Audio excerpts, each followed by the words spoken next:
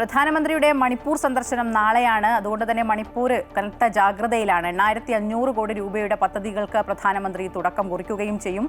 മണിപ്പൂർ സംഘർഷം ഉണ്ടായതിനു ശേഷം ഇതാദ്യമായാണ് പ്രധാനമന്ത്രി സംസ്ഥാനത്ത് എത്താൻ പോകുന്നത്. കെ പ്രശാന്ത് ഉണ്ട് വിവരങ്ങളുമായി.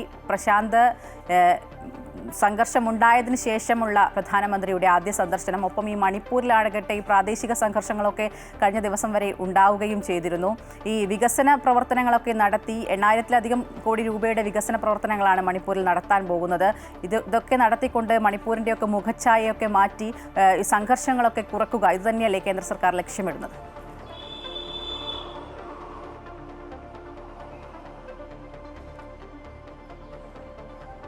മായ, നിലവിലെ സാഹചര്യത്തിൽ കേന്ദ്ര സർക്കാർ പ്രധാനമായും ഉദ്ദേശിക്കുന്നത് മണിപ്പൂരിലെ രണ്ട് വിഭാഗങ്ങളെയും വിശ്വാസത്തിലെടുത്ത് അവിടുത്തെ പ്രശ്നങ്ങൾ പരിഹരിക്കുക എന്ന് തന്നെയാണ്. പ്രധാനമായും അവിടുത്തെ വികസനം കൊണ്ടുവരികയാണെങ്കിൽ ഒരുപക്ഷെ അവിടെയുള്ള ഈ പ്രശ്നങ്ങൾ, വിഭാഗീയ പ്രശ്നങ്ങളെല്ലാം തന്നെ പരിഹരിക്കപ്പെടും എന്ന് തന്നെയാണ് കേന്ദ്ര സർക്കാർ വിലയിരുത്തുന്നത്. പ്രധാനമായും അടിസ്ഥാന സൗകര്യ വികസനങ്ങളിൽ വലിയ അപര്യാപ്തത നേരിടുന്ന സംസ്ഥാനമാണ് മണിപ്പൂർ. അതുകൊണ്ട് തന്നെ 8,500 കോടി രൂപയുടെ പദ്ധതിയാണ് പ്രധാനമന്ത്രി തുടക്കം കുറിക്കാൻ പോകുന്നത്. അതിൽ 1,200 കോടി രൂപയുടെ പദ്ധതി ഇംഫാലിൽ, അത് മെയ്തി വിഭാഗങ്ങൾക്ക് വലിയ സ്വാധീനമുള്ള മേഖലയാണ്. 7,300 കോടി രൂപയുടെ പദ്ധതി ഉദ്ഘാടനം ചെയ്യുന്നത് ചുരാചന്ദ്പൂരിലാണ്. അത് കുക്കി വിഭാഗങ്ങൾക്ക് വലിയ മേൽക്കൈയുള്ള സ്ഥലമാണ്. ഈ രണ്ട് വിഭാഗങ്ങളെ വിശ്വാസത്തിലെടുക്കുക, അവർക്ക് ആവശ്യമായ അടിസ്ഥാന സൗകര്യങ്ങൾ ഏർപ്പെടുത്തുക എന്നുള്ള നിലയിൽ തന്നെയാണ് കേന്ദ്ര സർക്കാർ പദ്ധതികൾ ആലോചിക്കുന്നത്. അങ്ങനെ സ്വാഭാവികമായും വിഭാഗങ്ങൾക്കപ്പുറത്തേക്ക് മണിപ്പൂരിലെ മുഴുവൻ ജനതയുടെ പിന്തുണ ഉറപ്പാക്കുക എന്നുള്ളതാണ് പ്രധാനപ്പെട്ട കാര്യം. മാത്രമല്ല, ഈ സംഘർഷങ്ങളൊക്കെയും ഒഴിവാക്കുക എന്നതുകൂടി ലക്ഷ്യമാണ്. വികസന പ്രവർത്തനങ്ങളിലേക്കും ഒപ്പം തന്നെ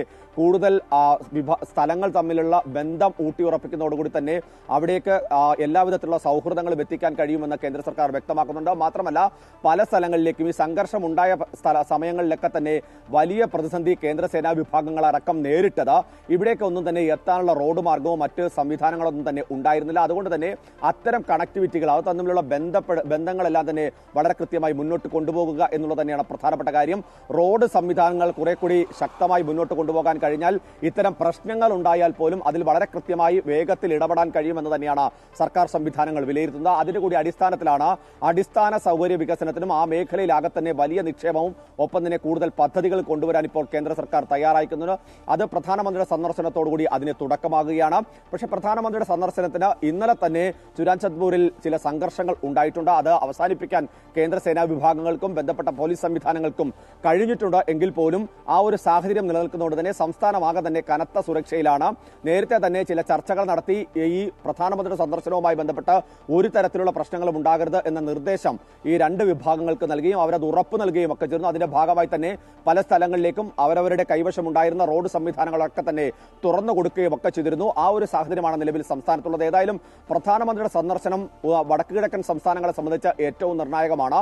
സ്വാഭാവികമായും മണിപ്പൂരിനെ സംബന്ധിച്ച് മണിപ്പൂർ സംഘർഷം ഉണ്ടായ ശേഷം ഒരു തരത്തിലും പ്രധാനമന്ത്രി അവിടേക്ക് എത്തിയിരുന്നില്ല. അത് വലിയ വിമർശനമായി, രാജ്യവ്യാപക വിമർശനമായി പ്രതിപക്ഷം ഉയർത്തുകയൊക്കെ ചെയ്തിരുന്നു. പക്ഷേ ആ ഒരു ഘട്ടത്തിൽ അത് പോയി കഴിഞ്ഞാൽ കൂടുതൽ കുഴപ്പങ്ങൾ ഉണ്ടാകും എന്നുള്ളത് തന്നെയായിരുന്നു കേന്ദ്ര സർക്കാരിന്റെ നിലപാട്. ഇനിയിപ്പോൾ വികസന മുന്നേറ്റത്തിന് മണിപ്പൂരിൽ തുടക്കം കുറിക്കേണ്ടതാണ്. വികസിത ഭാരതം, ഒപ്പം തന്നെ വികസിത മണിപ്പൂർ എന്നുള്ളത് തന്നെയാണ് ഇപ്പോഴത്തെ കാഴ്ചപ്പാട്. അതിന്റെ ഭാഗമായി നടക്കുന്ന പ്രവർത്തനങ്ങൾക്ക് കേന്ദ്ര സർക്കാരിന്റെ പൂർണ്ണ പിന്തുണ ഉണ്ടാകും. പ്രധാനമന്ത്രിയുടെ നിർദ്ദേശപ്രകാരം കൂടുതൽ പദ്ധതികൾ മണിപ്പൂരിൽ എത്തുമെന്ന് തന്നെയാണ് കേന്ദ്ര സർക്കാർ വ്യക്തമാക്കുന്നതുമായ.